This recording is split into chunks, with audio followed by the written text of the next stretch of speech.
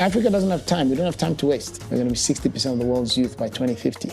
All of these are alarm bells. AI will be like your coding partner. AI will be like the next companion for you to work with. If you want to build a capable workforce, digital literacy is a must. We have to look at changes around regulation, digital transformation, and one of the most important things is about talent retention. We need to be able to keep those jobs here. Have faith in yourself, have faith in your ability, and take that first step because you will not regret it. We believe young people are not only participants, but they're agents of change.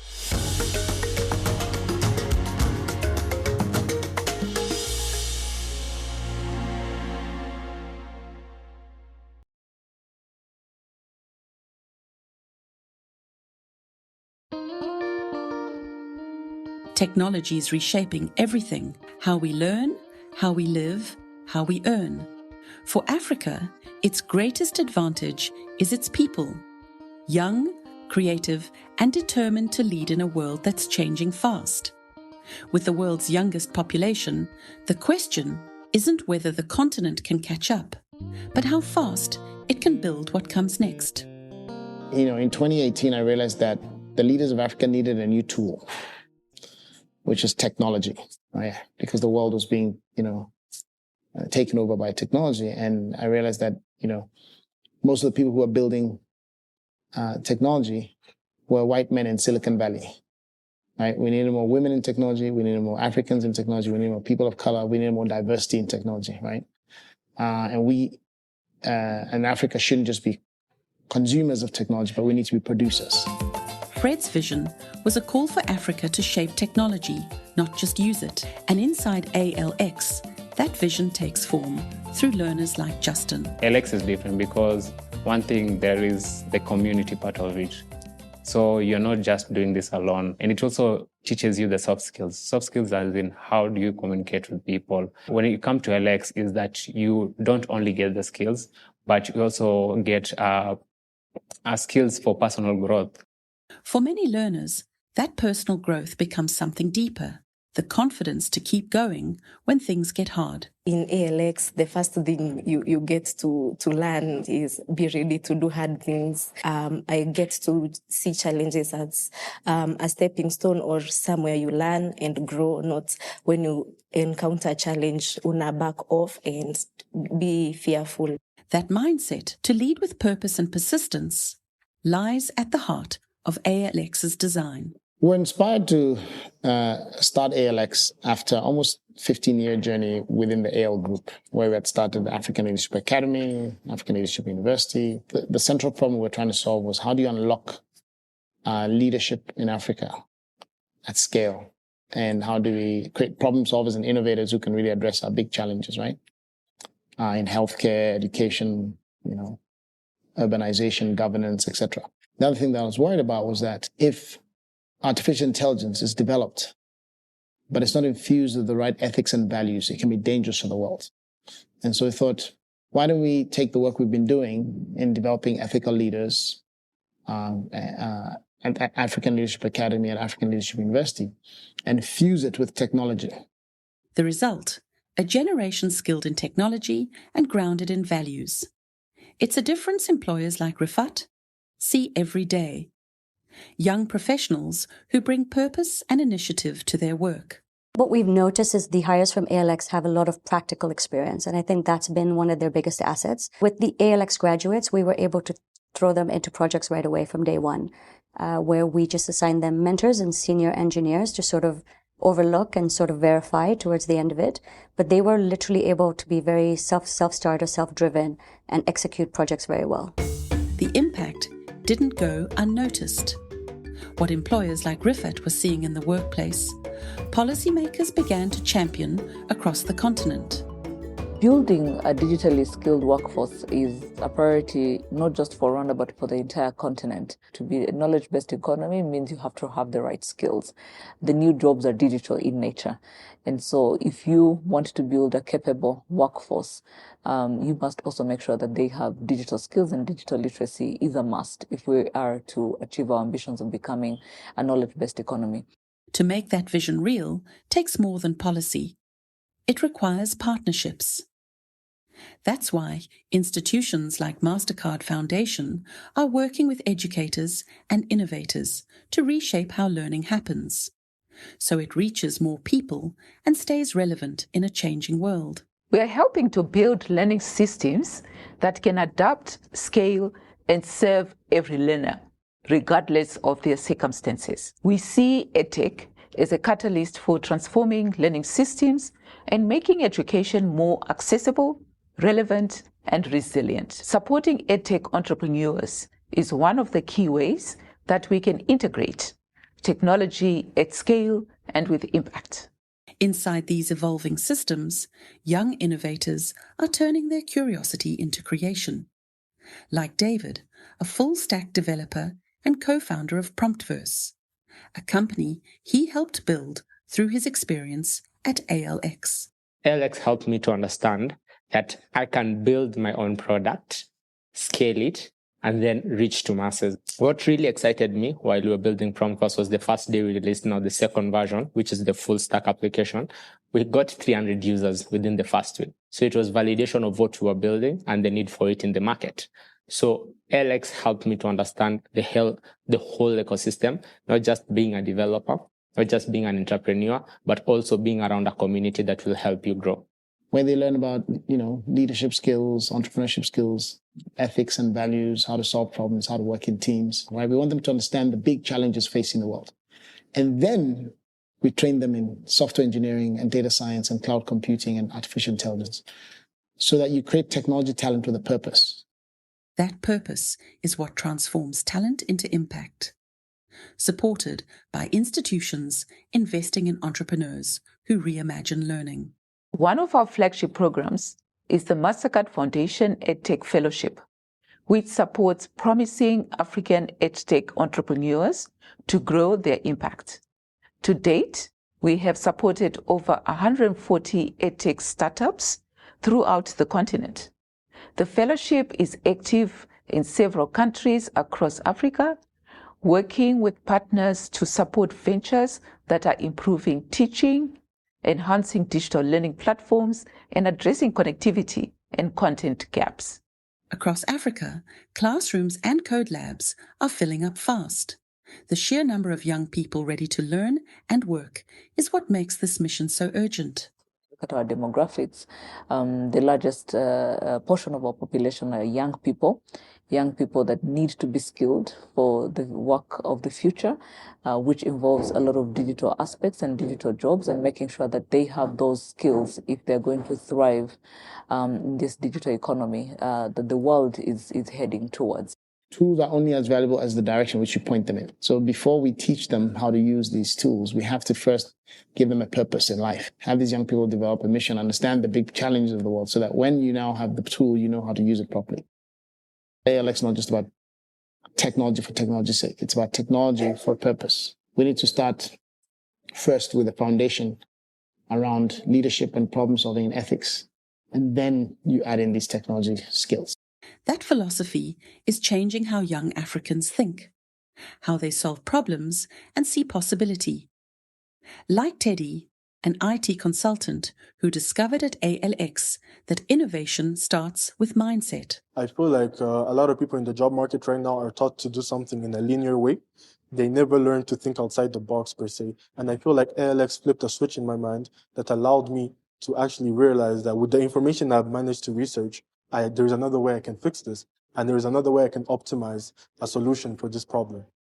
That same mindset is inspiring learners to build, to turn ideas into ventures that solve real problems. ALX transformed me from a developer all the way to an entrepreneur. Most devs just look at maybe becoming a senior dev and then getting job employment, maybe in a big organization.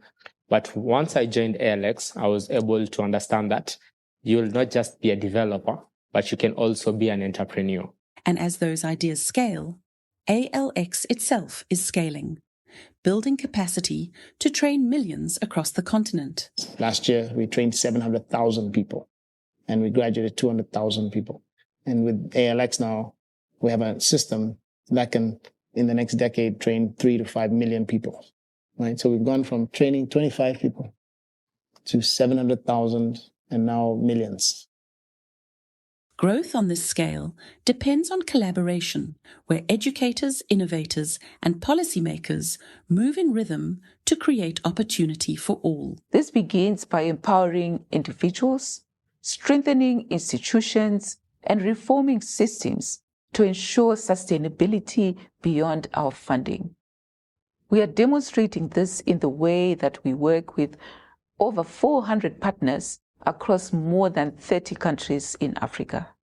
Our partnerships are grounded in collaboration and local leadership, co-creating solutions with our partners, supporting innovation, influencing policy, and driving scale with inclusion and sustainability in mind. No one does anything important or substantial alone, right? So the entire African Leadership Grid journey would not have been possible without relationships and partnerships. One of the most critical roles are obviously those who invest and believe in the mission and provide the resources to make sure that something like this happens. And of course, MasterCard Foundation has been the single biggest partner in that regard. So I'll go back just a little bit before 10 years ago to when I first heard about the MasterCard Foundation. A friend of mine. I must say, where we are today, we wouldn't have been able to achieve the things that we've been able to achieve without the right partners that have been able to bring in the resources, the expertise, but also the market linkages that are required. And so that's why partnerships are very central. When you look at really the sheer nature, the volume of the ambitions that we have today, we're talking about training all Rwandans. If you're talking about close to 14 million people, this is not a task that a single player can do on their own, and this is where partnerships really come in handy. Partnerships like these are laying the groundwork for what comes next. New skills, new industries, and new ways of learning. After you've got these foundational skills, we then see ourselves, focusing on 5 areas. One is software engineering and cloud computing and that whole track. The second is data science and AI. The third, which is one thing that we've launched, which I'm really excited about, is what we call creative technologies, which is using AI for film production, music production, gaming, animation, so that we can tell our own stories as Africans. The fourth part, which is coming, is what we call hard tech, which is using drones, robotics, chip design, and things like that, right? And then the final part is med tech.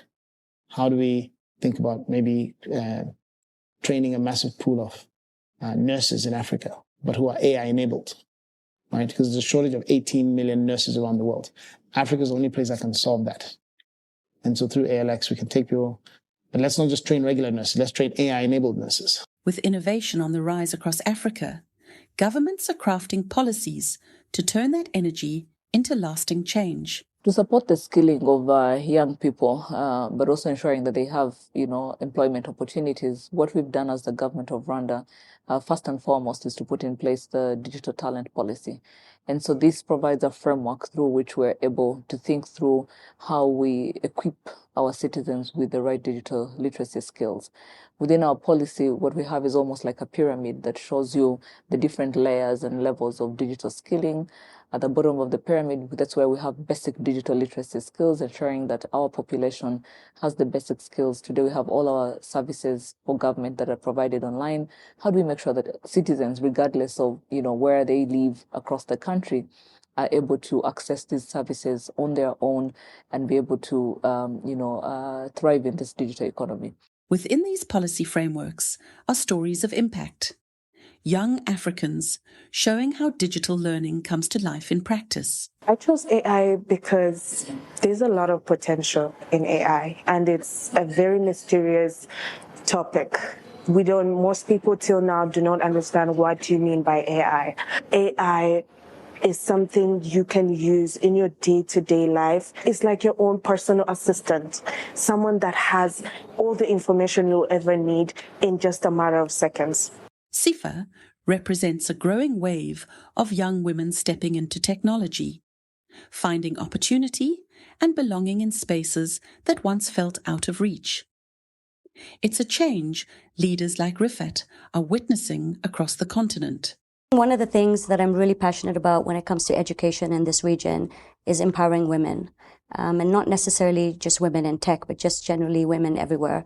I think we need to have a lot more programs that support women in the education journey, especially when it comes to rural areas, not just metropolitan cities. Education is power. Girl child empowerment. In fact, one of the programs that we have here at Kitsilano is to enable women to grow in that trajectory. That kind of advocacy often comes from lived experience, from women who've had to carve out their own space in technology. Growing up as a young lady trying to pursue the tech industry was really hard. Many people didn't believe that we women are able to achieve or do something as great as tech. Most people didn't even know what tech was, right?